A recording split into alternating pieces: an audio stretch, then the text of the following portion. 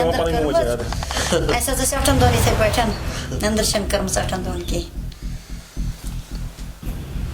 रात phone phone कर बस ना पत करते वीडियो कॉल मे सतन कत करते मे सत पकान रात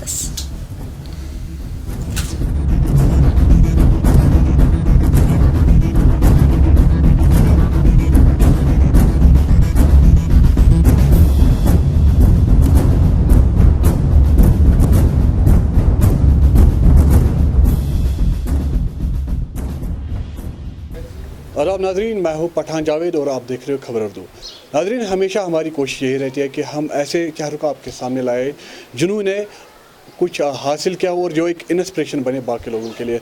इसी तरह हमारे साथ आज मौजूद है आदिल तेली, जिसने हाल ही में जो है एक वर्ल्ड रिकॉर्ड अपने नाम किया। कश्मीर से लेकर कन्याकुमारी तक का सफ़र जो है महज 8 दिनों में जो है तय किया। मजीद आदिल से हम जानेंगे। आदिल, पहले हम खबर उर्दू की तरफ से, पूरी टीम की तरफ से आपको मुबारकबाद देते हैं। Thank you so much.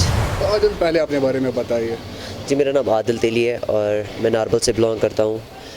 मेरी स्कूलिंग नारबल से स्टार्ट हो गई थी और उसके बाद मैं government boys higher secondary school Magam चला गया, जहाँ से मैंने +2 ख़त्म किया था। और उसके बाद मैं गांधी मेमोरियल कॉलेज श्रीनगर चला गया, जहाँ से मैंने रिसेंटली ग्रेजुएशन ख़त्म की। और उसके बाद मैं गुरु नानक देव यूनिवर्सिटी अमृतसर पंजाब चला गया, जहाँ से मैं अभी फ़िज़िकल एजुकेशन स्पोर्ट्स की डिग्री हासिल कर रहा हूँ। और कश्मीर से लेकर कन्याकुमारी तक का सफ़र जो है आपने तय किया महज 8 दिनों में, तो इसके हवाले से बताइए कितनी सारी मुश्किलातों का सामना करना इस बीच। देखिए, जो ये कश्मीर से लेकर कन्याकुमारी तक का मेरा जर्नी था, one of the health journey रही है मेरी लाइफ की, क्योंकि बहुत ज़्यादा मुश्किलात आई थी मुझे इस जर्नी में। जब से मैं श्रीनगर से निकला, ड्यूकॉम ने मेरा फ्लैग ऑफ किया था और मैं उसको भी थैंक यू बोलना चाहूँगा। जब मैं यहाँ से निकला बहुत ज़्यादा बारिश पड़ रही थी और पूरे कश्मीर में बारिश पड़ रही थी। श्रीनगर जम्मू हाईवे पे बारिश पड़ रही थी, तो छोटे छोटे लैंडस्लाइड्स आ रहे थे, पूरे पत्थर आ रहे थे रोड्स पे। और शुक्र अल्लाह का मैंने उस टफ़ जर्नी को क्रॉस किया। और उसके बाद जब मैं जम्मू पहुंचा और उसके बाद जब मैं पंजाब रीजन में पहुंचा, वहाँ पे भी बारिश पड़ रही। उसके बाद जब मैंने गर्मी के इलाकों में एंटर करना शुरू कर दिया, तो वहाँ पे अब थोड़ी बहुत गर्मी आने लगी थी। और जब मैंने साउथ में जाना शुरू कर दिया, तो वहाँ पे बहुत ज़्यादा गर्मी को फेस करना पड़ा।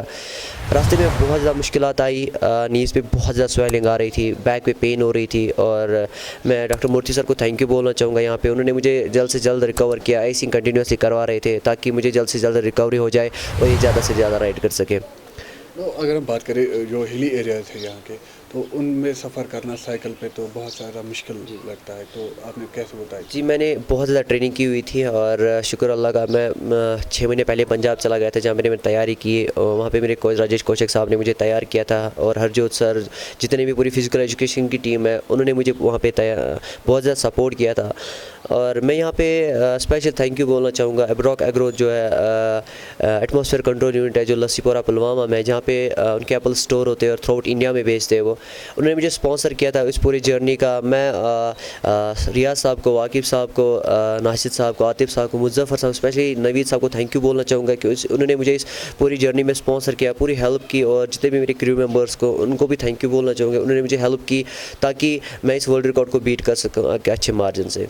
तो जब आप नज़दीक थे कन्याकुमारी के, तो क्या मन में था, क्या चल रहा था उस टाइम? क्योंकि एक ऐसा मुकाम हासिल करना था और बहुत सफ़र भी करना पड़ा इस बीच। देखिए, वन ऑफ द मैंने पहले ही बोला हेल्थ जर्नी रही है मेरी लाइफ की, लेकिन जब मैं एंड मोमेंट में पहुंचा था तो बहुत ज़्यादा खुशी मिली थी, क्योंकि कश्मीर के लोगों ने, नारबल जहाँ पे मैं रहता हूँ, नारबल यहाँ के लोग मुझे बहुत ज़्यादा सपोर्ट करते हैं और पूरे कश्मीर के लोगों से सपोर्ट मिला था ताकि मैं इस वर्ल्ड रिकॉर्ड को बीट कर सकूँ। जब मेरे लास्ट के कुछ मूवमेंट्स आए थे, जब मेरे कुछ लास्ट के किलोमीटर्स रहे थे, तो उस दिन मेरे क्रू में मुझे बहुत ज़्यादा शाउट दे रहे थे कि बस अब कुछ ही टाइम रह गए। और मैं यही चाहता था कि मैं ज़्यादा से ज़्यादा कम टाइम लगाऊँ और एक अच्छा वर्ल्ड रिकॉर्ड सेट कर पाऊँ पूरे वर्ल्ड में। तो फैमिली के हवाले से बात करें तो फैमिली में कौन कौन है आपके और कितना सपोर्ट रहा फैमिली का? देखिए, अगर मैं फैमिली की बात करूं, मुझे माँ बाप से बहुत ज़्यादा सपोर्ट मिला पहले से ही, क्योंकि घर में फाइनेंशियल क्राइसिस होने के बावजूद भी उन्होंने मुझे कभी महसूस नहीं होने दिया कि घर में फाइनेंशियल क्राइसिस है। तो मुझे कंटिन्यूसली सपोर्ट करते रहे ताकि ये एक अच्छा फ्यूचर बना सके, आगे जाए। तो मैं माँ बाप का जितना भी शुक्रिया अदा करूँ उतना कम पड़ेगा, क्योंकि उन्होंने मुझे बहुत ज़्यादा हेल्प की है पहले से ही। तो एक साइकिलिस्ट के लिए क्या इंपॉर्टेंट होना चाहिए और क्या मैसेज करेंगे बाकी साइकिलिस्ट के? देखिए, मेरी सभी से ये रिक्वेस्ट है कि वो ज़्यादा से ज़्यादा मेहनत करे, एक प्रोफेशनलिज्म में आए, ताकि वो एक अच्छा फ्यूचर बना सके। कभी मेहनत ज़ाया नहीं होती, आप मेहनत कंटिन्यू करते रहिएगा, हार्डवर्क कीजिए और आपको सक्सेस इंशाल्लाह ज़रूर मिलेगी। शुक्रिया खबर के साथ बात करने के लिए। Thank you so much.